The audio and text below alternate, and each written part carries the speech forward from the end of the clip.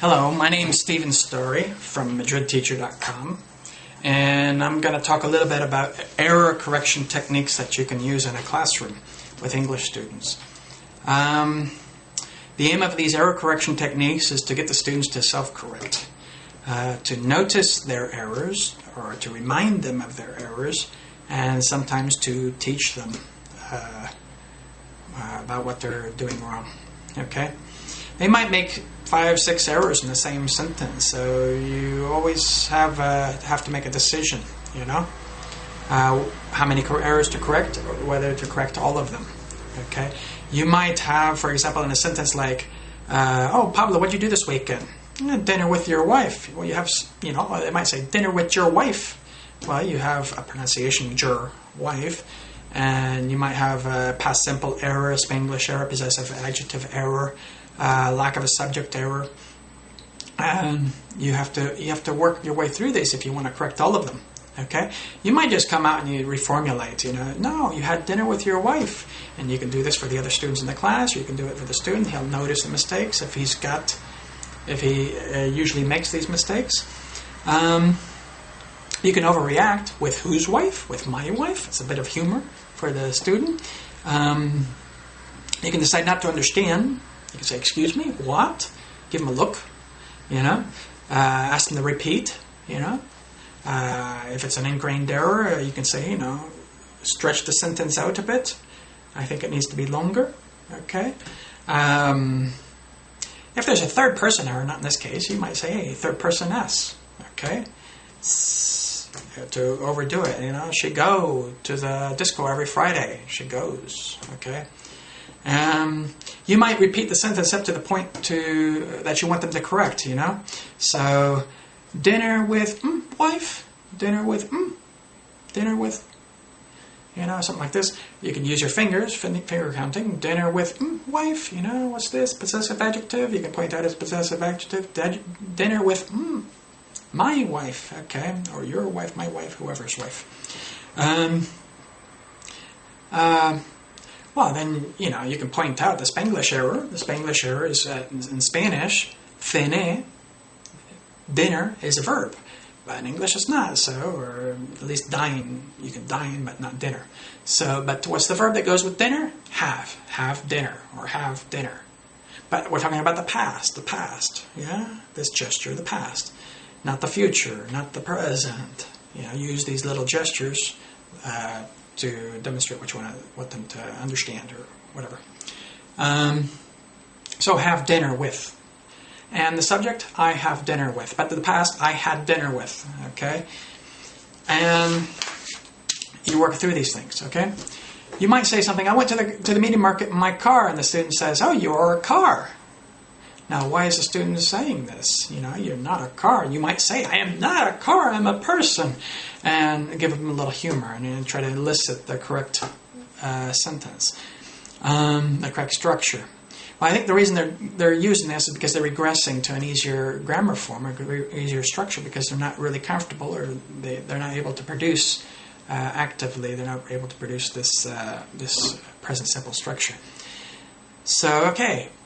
You are a car. You are a car, but it's a different verb. It's not are. It's you have a car. But what's the question?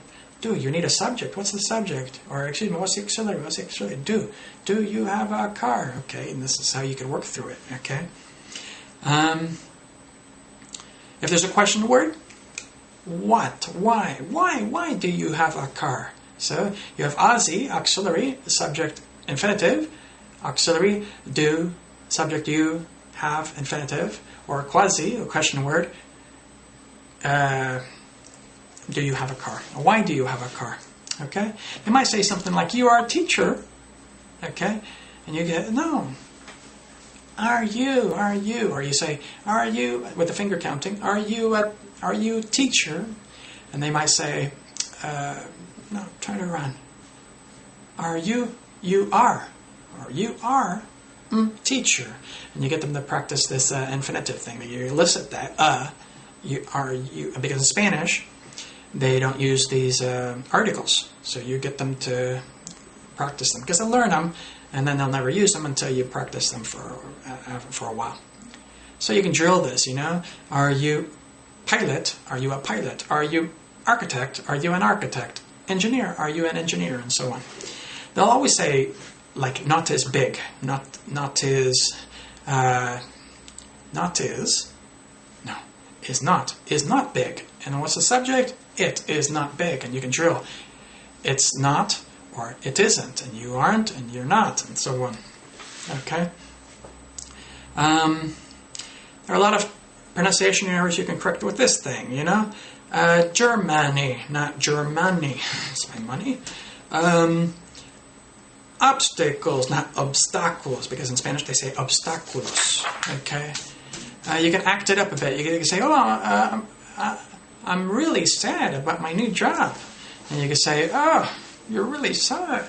You can act it up a bit. They say big, small, tall, short, tired. And they might say something like, my English is short. You can use a song that you've taught them in class, that you've used in class. I don't know much English. Dun, dun, dun, dun, dun, dun, dun, dun, dun. And you listed the song, I don't know much. Or they might say people is, and you say people are. People are people. The large road. No, largo. I said, no. The long and winding road.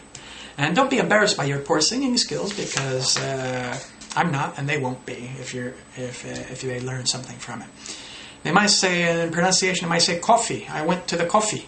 It's cafe. A-E, cafe. Cafe, not coffee. Okay? And they might say Jew. Jew, no. It's you know. And, oh, it's very nice. Now, very, you have to demonstrate with your mouth, okay? There. No, there. Okay, there. What do you want to do? No. What do you want to do? What do you want to do? You practice this first, then you show them in writing, you know? Some things are major leagues errors. They might say they want some piles, because in Spanish it's pilas. They want some batteries, so they go to the shitty to buy some piles. That could be a real problem. Okay. Well, thank you for watching, and see you the next time on MadridTeacher.com. Thank you very much. Bye bye.